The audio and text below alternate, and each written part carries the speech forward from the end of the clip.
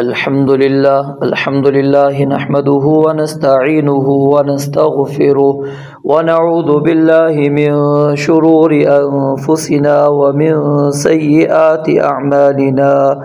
من يهده الله فلا مضل له ومن يضلل فلا هادي له وأشهد أن لا إله إلا الله وحده لا شريك له وأشهد أن محمدًا عبده ورسوله أما بعد فإن أصدق الحديث كتاب الله وخير الهدي هدي محمد صلى الله عليه وسلم وشر الأمور محدثاتها وكل محدثة بدعة وكل بدعة ضلالة وكل ضلالة في النار يا أيها الذين آمنوا اتقوا الله حق تقاته ولا تموتن إلا وأنتم مسلمون يا أيها الناس اتقوا ربكم الذي خلقكم من نفس واحدة وخلق منها زوجها وبث منهما رجالا كثيرا ونساء واتقوا الله الذي تساءلون به والأرحام إن الله كان عليكم رقيبا يا أيها الذين آمنوا اتقوا الله وقولوا قولا سديدا يصلح لكم أعمالكم ويغفر لكم ذنوبكم ومن يطع الله ورسوله فقد فاز فوزا عظيما اللهم صل على محمد وعلى آل محمد كما صليت على إبراهيم وعلى آل إبراهيم إنك حميد مجيد اللهم بارك على محمد وعلى آل محمد كما باركت على إبراهيم وعلى آل إبراهيم إنك حميد مجيد قال الله تبارك وتعالى في القرآن المجيد فأعوذ بالله السميع العليم من الشيطان الرجيم من همزه ونفخه ونفثه قل يا عبادي الذين أسرفوا على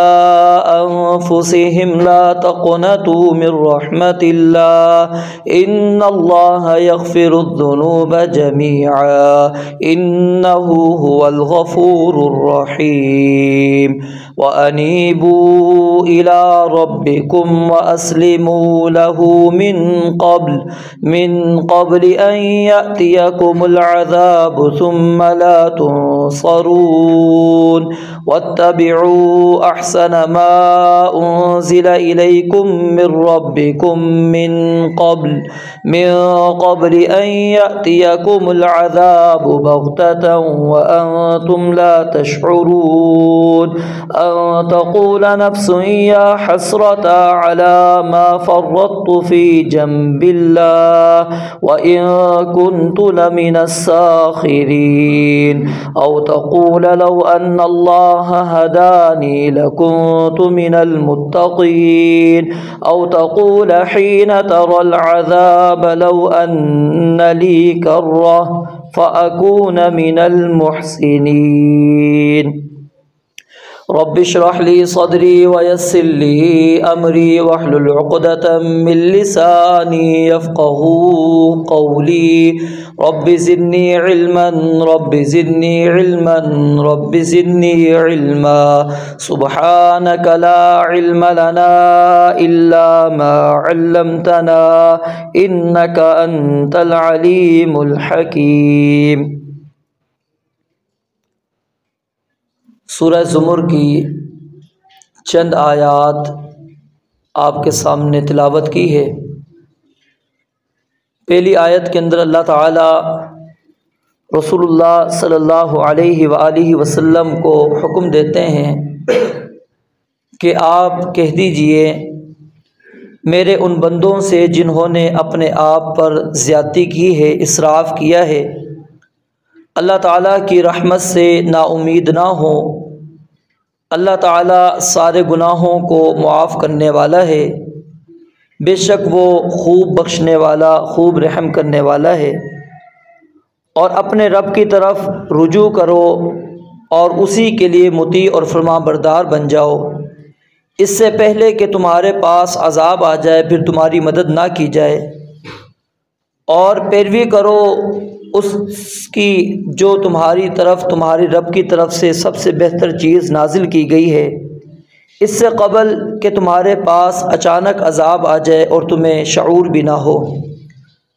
قیامت والے دن کوئی جان یہ کہے کہ ہائے افسوس اس چیز پر جو میں نے اللہ تعالیٰ کے احکامات کے اندر، اللہ رب العالمین کی اطاعت کے اندر کمی کوتاہی کی،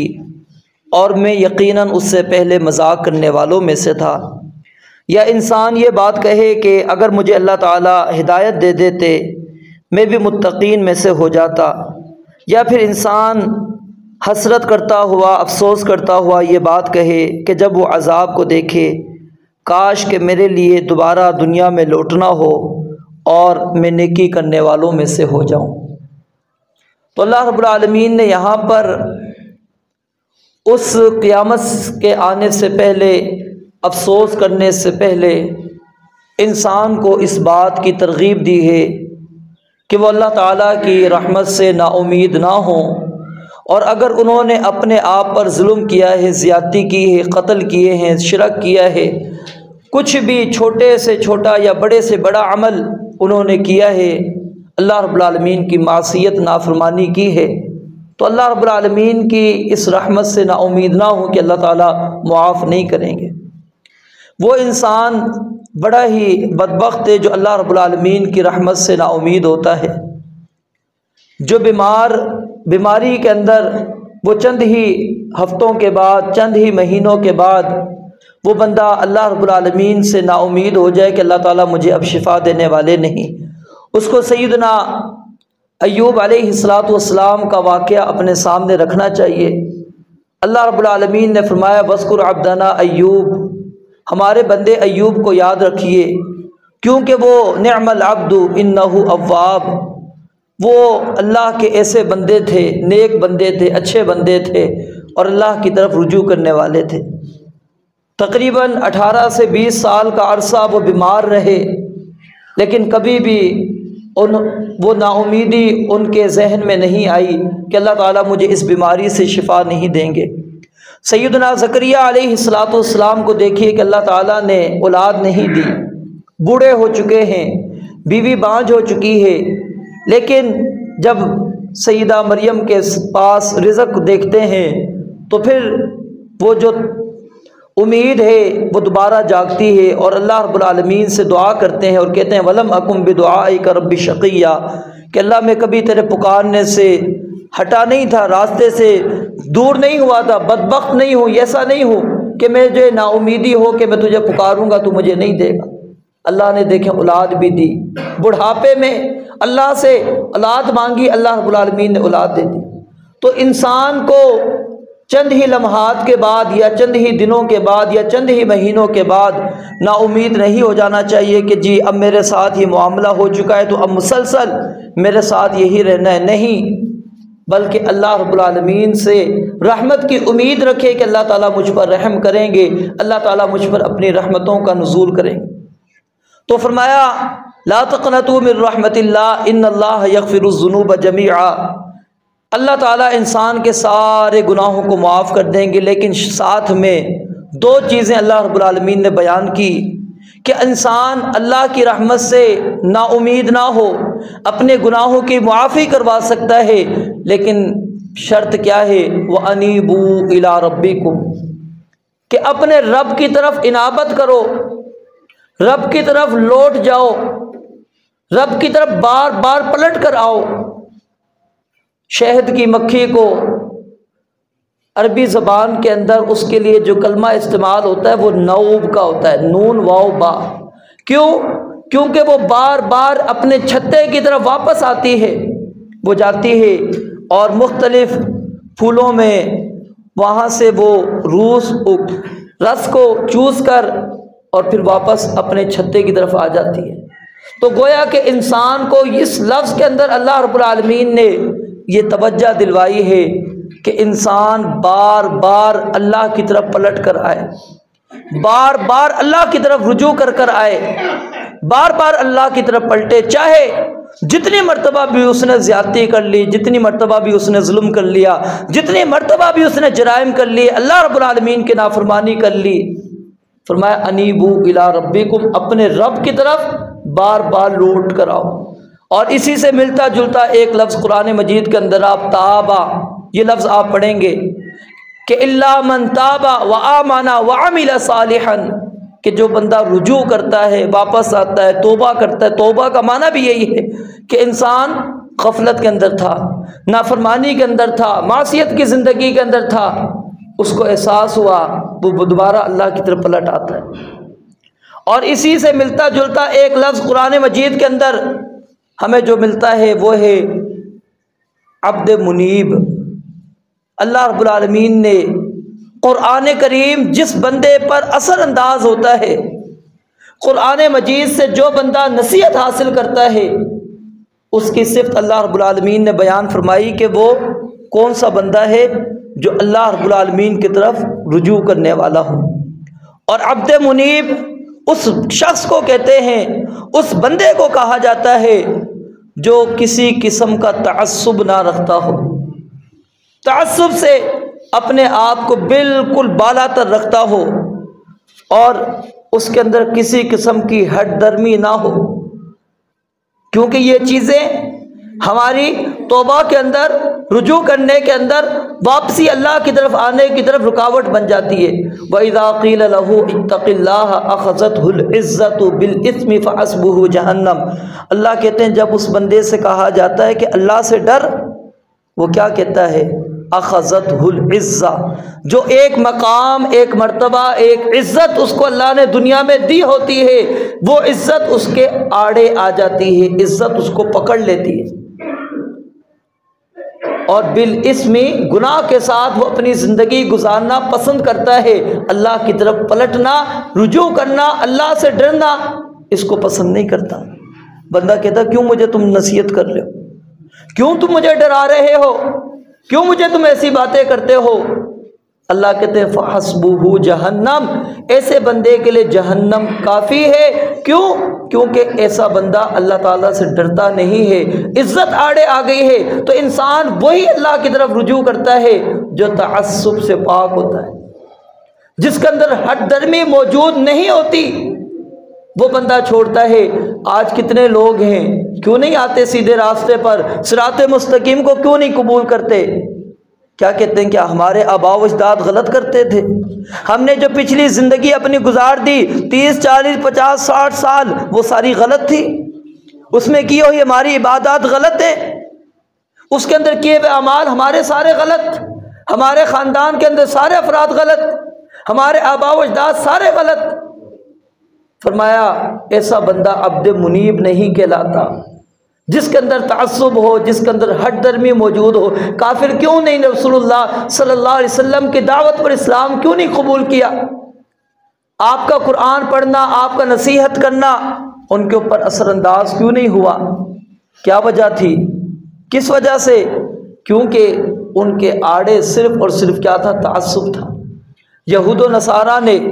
یہودیوں نے رسول اللہ صلی اللہ علیہ وسلم کو جاننے کے باوجود، آپ کی صفات کو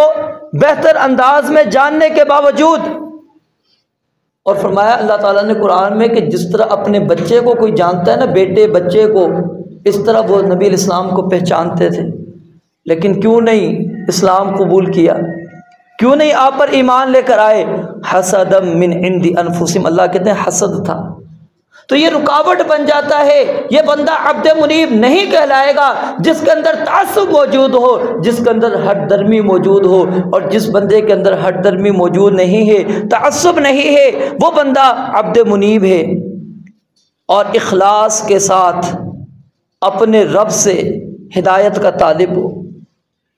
خلوص نیت کے ساتھ اللہ سے دعا کر کے اہدنا الصراط المستقیم صراط الذین انعمت علیہم غیر المغضوب علیہم ولا الضالین، دعا کرتا ہے اللہ مجھے سیدھا راستہ دکھا دے، اور اس سیدھے راستے کی تلاش کے اندر اخلاص کے ساتھ جاتا ہے، اللہ رب العالمین اس کو ہدایت دے دیتے ہیں، سیدھے راستے پر آ جاتا ہے اور اس کی طرف رجوع رکھتا ہو۔ یعنی 4 چیزیں ہیں۔ پہلی چیز، اس شخص کے اندر کسی قسم کا تعصب نہ ہو، ہٹ درمی اس کے اندر موجود نہ ہو، اور اخلاص کے ساتھ وہ اپنے رب سے ہدایت کا طالب بھی ہو، ہدایت طلب بھی کرتا ہو، رب سے مانگتا بھی ہو، اور پھر اللہ کی طرف رجوع کرتا بھی ہو۔ جب اس کو راستہ مل گیا پھر اللہ کی طرف پلٹ آتا ہے۔ اور اللہ رب العالمین نے سورہ سبا کے اندر اس آیت کے پس منظر کے اندر آگے جا کر اللہ تعالیٰ نے ہمارے سامنے 3 واقعات کو بیان کیے۔ کون؟ جو اللہ کے منیب بندے تھے، اللہ کی طرف رجوع کرنے والے تھے، انابت کرنے والے، اللہ کی طرف واپس پلٹنے والے۔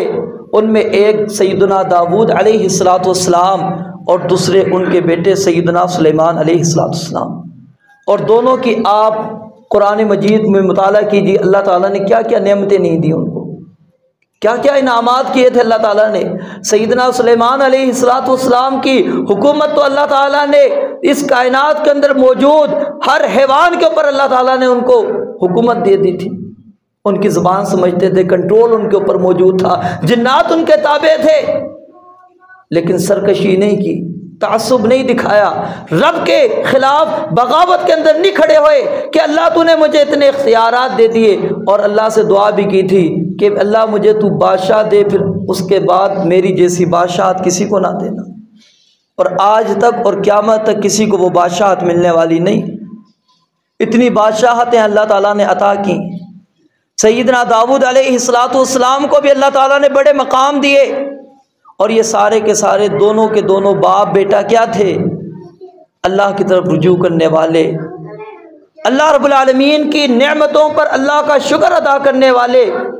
تعصب سے کام نہیں لیا، اخلاص کے ساتھ ہدایت کے طالب رہے، ہمیشہ اللہ کی طرف رجوع کرنے والے رہے۔ اللہ نے دیکھے ان کو مقام و مرتبہ دے دیا۔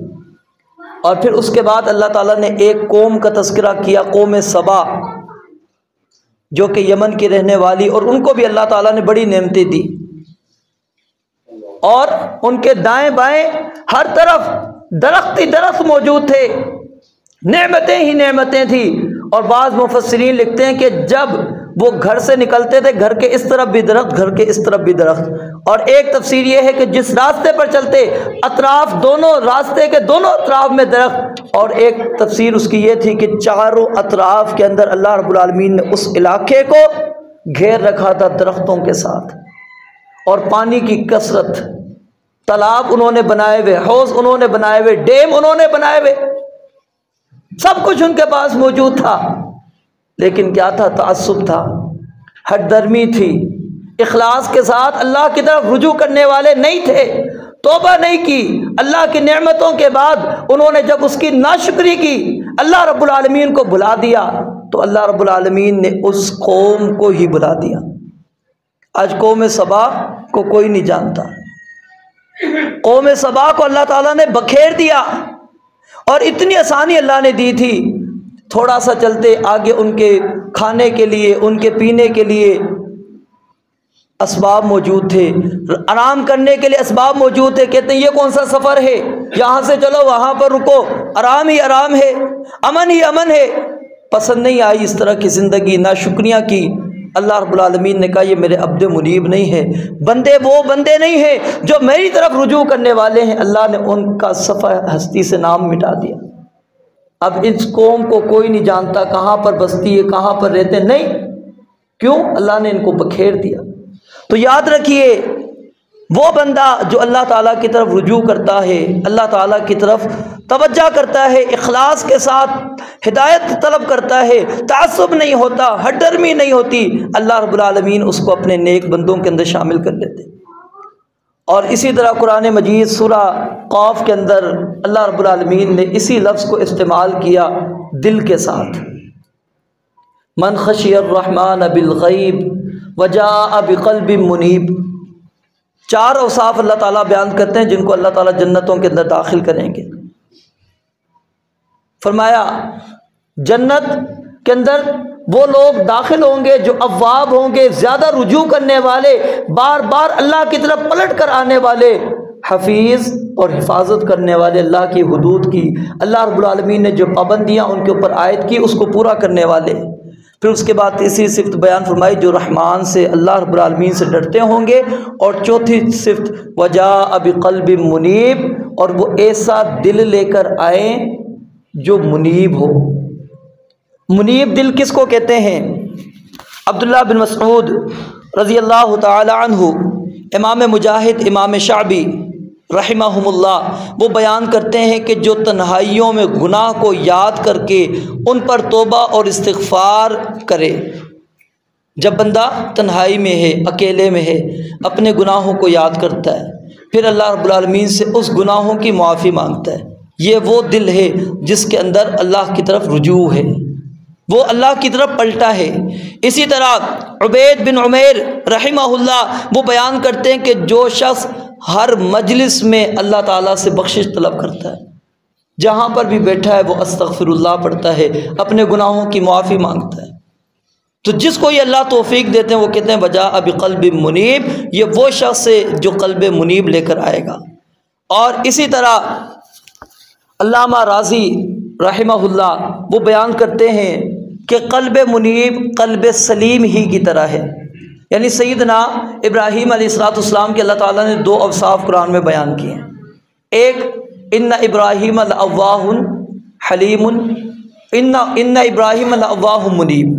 کہ ابراہیم جو ہے وہ اللہ رب العالمین کی طرف رجوع کرنے والے تھے، اور پھر اللہ رب العالمین نے ان کے لیے سیدنا ابراہیم علیہ السلام کے لیے قلب سلیم بھی اللہ تعالیٰ نے استعمال کیا، یعنی ان کو اللہ تعالیٰ نے قلب سلیم بھی عطا کیا تھا اور یہ اللہ کی طرف رجوع کرنے والے بھی تھے۔ تو کہتے ہیں یہ قلب سلیم جو سالم دل ہوتا ہے، اس کی وضاحت میں آپ کو کرتا ہوں وہ کون سا دل ہے، تو اس کی ہی مانند ہے جو صرف اللہ رب العالمین کی اخلاص کے ساتھ وحدانیت کا اقرار کرتا ہے، شرک نہیں کرتا، شک سے اپنے دل کو پاک رکھتا ہے، کسی قسم کا شک اپنے دل کے اندر نہیں آنے دیتا، شرک کا شائبہ تک اس کے دل میں نہیں آتا، ہر وقت وہ اللہ تعالیٰ کو چھوڑ کر اللہ کی طرف رجوع کرنے والا ہوتا ہے، ایسا شخص امام راضی فرماتے ہیں وہ کون ہے؟ جو قلب سلیم لے کر آیا ہے۔ اور امام ابن القیم رحمۃ اللہ علیہ کہتے ہیں دل سالم کب بنتا ہے، سلیم دل کب کہلاتا ہے؟ کہتے ہیں جب 5 چیزوں سے انسان اپنے آپ کو بچا لے، نمبر 1 شرک سے، نمبر 2 بدعت سے، نمبر 3 شہوت سے، نمبر 4 غفلت سے، نمبر 5 ہوا پرستی خواہش سے۔ جو بندہ ان 5 چیزوں سے اپنے آپ کو بچا لیتا ہے وہ قلب سلیم اختیار کر لیتا ہے، اور وہی دل پھر اللہ کی طرف رجوع کرنے والا ہوتا ہے۔ امام سعید بن مسیب رحمہ اللہ وہ بیان کرتے ہیں کہ مومن کا دل صحیح اور سلیم اور منیب ہے، یعنی اللہ تعالیٰ نے اس کے دل کو بالکل پاک صاف رکھا ہے۔ کن چیزوں سے؟ یہ جو 5 اوصاف میں نے جو امام ابن قیم رحمۃ اللہ علیہ کے حوالے سے آپ کو بتایا، اور ان کا دل منیب ہوتا ہے، ہر وقت اللہ تعالیٰ کے ساتھ اللہ کی طرف رجوع کرنے والا ہوتا ہے۔ تو یہ انابت، اللہ تعالیٰ کی طرف رجوع کرنا، یہ اللہ رب العالمین اس بندے کو توفیق دیتے ہیں جو قرآن سے نصیحت حاصل کرتا ہے۔ قل ان اللہ یضل من یشاء ویہدی الیہ من اناب الذین آمنوا وتطمئن قلوبہم بذکر اللہ۔ اللہ تعالیٰ فرماتے ہیں اللہ تعالیٰ جس کو چاہتے ہیں گمراہ کرتے ہیں، جس کو چاہتے ہیں ہدایت دیتے ہیں، اور ہدایت کس کو دیتے ہیں؟ من انابا، جو اللہ کی طرف رجوع کرتا ہے، اللہ کی طرف پلٹتا ہے۔ کون؟ اس کی صفت اللہ نے بیان فرمائی الذین آمنوا، پہلی صفت یہ کہ وہ مومن ہوگا، اور دوسری صفت یہ وتطمئن قلوبہم بذکر اللہ، کہ وہ قرآن وحی اللہ تعالیٰ کے فرمان کو سننے کے بعد اس کے دل کو اطمینان ہو جاتا ہے، اب وہ پھر دوسری بات کی طرف نہیں جاتا۔ جب آپ نے پڑھ لیا، مثال ہے اللہ تعالیٰ نے کہا اقیم الصلاۃ، نماز کو قائم کرو، اب آپ یہ نہیں کہیں گے جی نماز قائم کرنی ہے، نماز میں نے ادا کرنی ہے،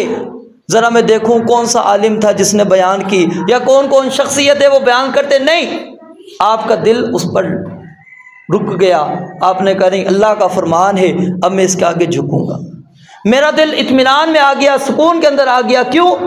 کیونکہ ظاہر ہے جو میری رائے ہوگی یا کسی اور انسان کی رائے ہوگی، آپ بھی انسان میں بھی انسان، میں بھی غلطی کر سکتا ہوں، آپ بھی غلطی کر سکتے ہیں، تو دونوں کے اندر غلطی کا شبہ موجود ہے۔ میری رائے پر آپ کیسے مطمئن ہو سکتے ہیں؟ اگر اطمینان دل کو ملتا ہے تو کس کی؟ اللہ تعالیٰ جو چیز بیان کر دے، وحی آ جائے، یعنی اس کے اندر قرآن بھی موجود ہے، حدیث بھی موجود ہے، اور یہاں پر یہ ذکر بھی مراد ہے یہاں پر جو میں نے آپ کو بتایا۔ اور دوسرا، اللہ تعالیٰ کو یاد کرنا، ذکر کرنا کثرت کے ساتھ، اللہ تعالیٰ کی تسبیحات کو بیان کرنا، وہ بھی اس کے اندر شامل ہے۔ اور اسی طرح اللہ رب العالمین نے اور بھی آیات کے اندر اسی طرح کی باتیں کی ہیں۔ ایسے لوگوں کے وصف کو اللہ تعالیٰ نے خاص ان لوگوں کے ساتھ بیان کیا ہے جو اللہ رب العالمین کے خاص بندے ہیں۔ فرمایا والذین اجتنبوا الطاغوت ان یعبدوها وانابوا الی اللہ لہم البشریٰ، اللہ کہتے ہیں ایسے میرے بندوں کو بشارت سنا دو جو طاغوت سے اپنے آپ کو بچاتے ہیں، یعنی شرک سے دور رکھتے ہیں، وانابوا الی اللہ، اور اللہ کی طرف رجوع کرتے ہیں، ایسے بندوں کو آپ خوشخبری دے دیں، کس کی؟ جنت کی۔ بشارت ایسے دل والوں کے لیے ہے، ایسے لوگوں کے لیے ہے جو عبد منیب ہو، جو قلب منیب کے ساتھ آئے، جو ہر وقت اللہ تعالیٰ کی طرف رجوع کرنے والا ہو۔ صرف اختصار سے چند باتیں بیان کر کے بات ختم کرتا ہوں کہ 4 علماء اس کی قسمیں بیان کرتے ہیں کہ انابت انسان اللہ کی طرف اگر رجوع کرتا ہے تو وہ 4 طرح کی ہوتی ہے۔ ایک انابت محبت ہوتی ہے کہ اللہ کی طرف آپ رجوع کرتے ہیں، کیوں؟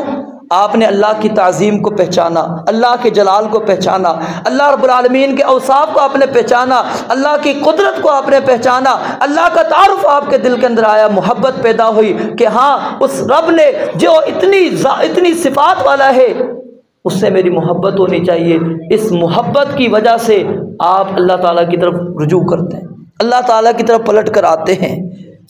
اور دوسری چیز کہ انسان اللہ تعالیٰ سے ڈر کر، اللہ کے عذاب سے، اللہ کی پکڑ سے، اللہ کی سزاؤں سے خوف آتا ہے انسان کو، اس خوف کی آیات کو سن کر انسان کے اندر ڈر پیدا ہوتا ہے، وہ اللہ کی طرف رجوع کر لیتا ہے۔ اور تیسری قسم آپ معافی کی، جیسے یہ آیت آپ نے سنی ہے، اور کوئی آپ جنت کی خوشخبری سنتے ہیں، کوئی بھی ایسی چیزیں سنتے ہیں جہاں پر انسان کو کچھ امیدیں نظر آتی ہیں، وہ امید کے آیات کو سن کر، احکامات کو سن کر انسان پلٹتا ہے، کہتا ہے چلو اللہ تعالیٰ ابھی بھی معاف کرتا ہے، اللہ تعالیٰ ابھی بھی رحم کرے گا، بندہ آ جاتا ہے۔ اور چوتھی چیز انابت اطاعت، کہ بندہ جب رجوع کرتا ہے تو مکمل پھر اللہ کے تابع ہو جاتا ہے، اللہ رب العالمین کے احکامات کے آگے اپنے آپ کو جھکا دیتا ہے۔ اب وہ کہتا ہے اللہ پچھلی زندگی میں چھوڑ رہا ہوں، اب نئی زندگی میں اختیار کر رہا ہوں کہ اللہ میں تیری طرف اب میں نے رجوع کر لیا، جو پیچھے میں نے شرک کیا، کفر کیا، بدعت کی، فسق و فجور کیے، نافرمانی، جھوٹ، لوگوں سے دھوکہ دہی، لوگوں کے حق مارنا، سب کچھ اللہ میں چھوڑ رہا ہوں، آج میں تیری طرف آ رہا ہوں، تیری اطاعت کے اندر آ رہا ہوں۔ یہ 4 اقسام علماء بنیادی طور پر اس کو 4 قسموں کے اندر بیان کرتے ہیں، یعنی امام ابن قیم رحمۃ اللہ علیہ اس کو اس انداز کے اندر بیان کرتے ہیں کہ توبہ جو ہے یہ درجہ انابت کا توبہ کے بعد ہے، جو ہم اللہ کی طرف رجوع کرتے ہیں نا، توبہ کرتے ہیں، کہتے ہیں توبہ کے بعد یہ درجہ ہے انابت کا، اور یہ 4 اوصاف اس کے اندر شامل ہیں، وہی اللہ کی محبت ہو، اللہ کے لیے خشوع، عاجزی، انکساری ہو، اور اللہ کی طرف اقبال اور توجہ، اللہ کی طرف ہی آپ نے پھر متوجہ رہنا ہے، اور اللہ تعالیٰ کے سوا سب سے آپ نے بالکل تعلق کو اپنے توڑ دینا ہے۔ اب اللہ کے ساتھ بس آپ نے پکارنا ہے تو اللہ کو مدد طلب کرنی ہے، اللہ سے کوئی بھی آپ کا چھوٹا معاملہ ہے، بڑا معاملہ ہے، آپ نے اللہ تعالیٰ سے ہی طلب کرنی ہے۔ تو جس کے اندر کہتے ہیں وہ یہ صفات موجود ہوں گی چاروں، وہ منیب ہوگا، اور جس کے اندر یہ صفت میں سے کوئی ایک صفت بھی کم ہو گئی، امام ابن قیم رحمۃ اللہ علیہ وہ بیان کرتے ہیں کہ اس کے اندر پھر انابت نہیں ہے۔ اور یہاں پر اللہ تعالیٰ جو رجوع ہم سے چاہتے ہیں وہ عام رجوع نہیں چاہتے۔ ایک عام رجوع جو کافر بھی کرتا ہے، مسلمان بھی کرتا ہے، انسان کو تکلیف پہنچی اللہ سے دعا کرتا ہے اللہ یہ تکلیف کو ہٹا دے، یہ تو کافر بھی کرتا ہے۔ وَإِذَا مَسَّ الْإِنسَانَ ضُرٌّ دَعَوْا رَبَّهُمْ مُنِيبِينَ إِلَيْهِ، اللہ کہتے ہیں وہ اپنے رب کو پکارتے ہیں رجوع کرتے ہوئے۔ کافر بھی اللہ کو پکارتا ہے، اللہ پریشانی میں پھنس چکا ہوں، اب اس پریشانی سے نکال دے۔ مومن جو اللہ تعالیٰ ہم سے چاہتے ہیں وہ کیا ہے؟ انابت الہیہ، الوہیہ، کہ اللہ تعالیٰ کی طرف ہم پلٹیں عبادت کے لحاظ سے، اللہ کی عبادت کریں، اللہ کے ساتھ شرک نہ کریں، اللہ کے ساتھ کفر نہ کریں، اللہ رب العالمین کے ساتھ دھوکہ دہی والے معاملات کو ترک کر دیں، خالص اخلاص کے ساتھ اللہ تعالیٰ کی عبادت کریں۔ یہ چیز اللہ تعالی ہم سے چاہتے ہیں۔ پہلے والی چیز، اس کے اندر تو مسلمان کافر سب برابر ہیں۔ تو میرے بھائیو، خلاصہ مختصر بات یہی ہے کہ اگر ہم چاہتے ہیں کہ اللہ رب العالمین ہم پر اپنی رحمتیں کرتے رہیں، اللہ تعالی ہمارے سارے گناہوں کو معاف کر دیں، تو اللہ تعالیٰ نے ان آیات کے اندر دو چیزیں بیان کر دی۔ ایک، اللہ کی طرف رجوع کریں، اور پھر رجوع کے بعد اسلموا لہ، اللہ کے لیے تابع ہو جائیں، مطیع ہو جائیں، فرما بردار ہو جائیں، پھر اب اللہ کی ہی بات ماننی اور کسی اور کی نہیں۔ تو اللہ کہتے ہیں اگر اس طرح بندہ آتا ہے تو پھر میں اس کے سارے گناہوں کو معاف کر دیتا ہوں۔ اور اس کے اندر یہی چیز دوبارہ میں کہہ دیتا ہوں کہ یہ نہیں ہے کہ آپ نے ایک دفعہ کیا پھر آپ نے دوبارہ نافرمانی والی زندگی اختیار کر لیا، آپ کہیں میں نے تو بار بار توبہ کی۔ نہیں، اللہ رب العالمین یہ اس ہماری طرح نہیں ہے کہ آپ میرے ساتھ ایک زیادتی کریں گے، 2 دفعہ کریں گے، تیسری دفعہ میں آپ سے ناراض ہو جاؤں گا، میں آپ کو معافی نہیں کروں گا، وہ معاملہ نہیں۔ اللہ تعالیٰ جتنی مرتبہ بندہ جانتا ہے، جتنی مرتبہ جانتا ہے، اور اتنی خوشی ہوتی ہے اللہ تعالیٰ کو جتنا کہ انسان وہ کسی جنگل بیابان جنگل کے اندر چلا جائے، سواری اس کی گم ہو جائے، اس کے اوپر سب کچھ اس کا موجود تھا، اب وہاں پر موت کے سوا اس کو کچھ نظر نہیں آتی، پھر وہ آنکھ لگتی ہے، آنکھ کھولتا ہے تو وہی سواری سارا کچھ اس کے بعد موجود ہے، بندہ خوش ہو جاتا ہے۔ اور فرمایا کہ جتنا اس بندے کو خوشی ملتی ہے، اللہ کہتے ہیں میں اپنے اس بندے سے جو میری طرف پلٹتا ہے اس سے زیادہ خوش ہوتا ہوں۔ تو اللہ تعالیٰ کی خوشی کا تو اندازہ ہم کر ہی نہیں سکتے۔ تو اس لیے انسان کو کبھی بھی اس پر نا امید نہیں ہونا چاہیے کہ نہیں میں نے نافرمانیاں کی ہیں، نہیں، اللہ کی طرف آئیں، پلٹیں، ایک آنسو بہائیں رات کی تنہائیوں میں۔ ابھی یہ سردی کا موسم ہے، اس کو غنیمت سمجھیے، کچھ اپنے لیے وقت نکالیے، رات کو اٹھیے، قیام کیجئے، رات کو جلدی سونے کی تھوڑی عادت ڈالیں تاکہ آپ صبح فجر سے پہلے اٹھ سکیں، کچھ 10 منٹ 15 20 25 منٹ پہلے اٹھیں، رب کے سامنے التجائے کریں، گڑ گڑائیں۔ اور اس وقت اللہ تعالیٰ آسمان دنیا پر، یہ جو آسمان ہمیں نظر آتا ہے، آوازیں لگاتا ہے کہ کیا مسئلہ ہے، کس کی کیا پریشانی ہے۔ ہم پریشانیوں کا حل جا کے دوسری جگہ سے تلاش کرتے ہیں۔ روزانہ اللہ تعالیٰ پوچھتے ہیں، آئے کوئی بیمار ہے شفا دیتا ہوں، آئے کوئی رزق چاہتا ہے رزق دیتا ہوں، آئے معافی مانگتا ہے معافی دیتا ہوں۔ حدیثوں کے اندر الفاظ موجود ہیں، تو بندے کو اللہ تعالیٰ پکارتے ہیں۔ تو اس لیے یہ اس کو تھوڑا سا ہمیں غنیمت جانا چاہیے۔ اور صحابہ تابعین اس موسم کو انتہائی اپنے لیے غنیمت سمجھا کرتے تھے، کیوں کہ اس کے اندر روزہ رکھنا بھی آسان ہو جاتا ہے اور قیام کرنا بھی آسان ہو جاتا ہے گرمی کے بنسبت، کیونکہ وہاں نیند نہیں پوری ہوتی، یہاں آپ کی آسانی سے نیند بھی پوری ہو جاتی ہے۔ تو اس موقع کو بھی ہمیں غنیمت سمجھنا چاہیے۔ رب العالمین سے دعا ہے اللہ تعالیٰ سمجھنے عمل کرنے کی توفیق عطا فرمائے۔ وآخر دعوانا الحمد للہ رب العالمین۔